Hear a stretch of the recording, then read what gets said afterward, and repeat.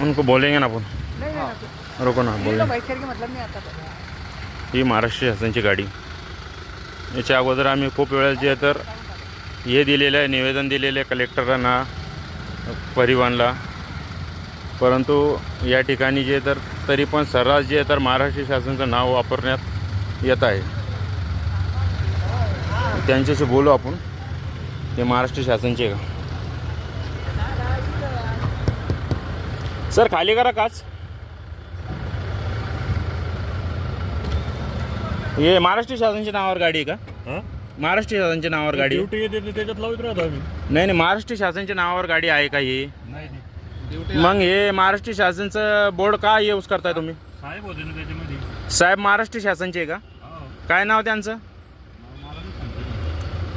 नाव नाही सांगता येणार,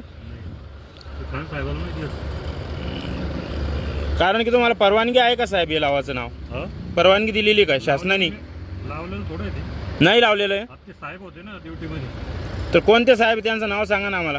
तुम्ही का रेकॉर्डिंग करू? हो, रेकॉर्डिंग करतोय ना। कोण आहे तुम्ही? कोण आहे तुम्ही? नागरिक आहे, नागरिक, जनता, जनता आहे, जनता। पठाण साहब जानतो अपनी नागरिकांना अधिकार आहे तुमच्याशी जे तर रेकॉर्डिंग करायचं, कारण की तुम्ही जे तर या नावाचं जे उल्लंघन करताय त्याबद्दल तुम्हाशी विचारतोय आम्ही।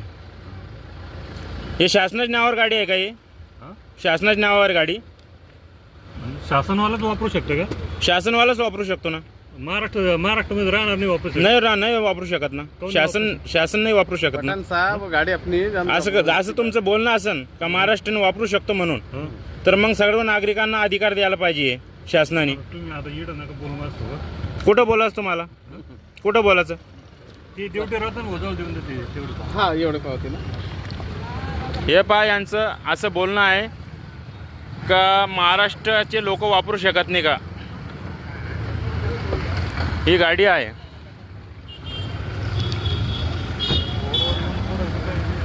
आणि हे आता यांनी बोर्ड काढून घेतला।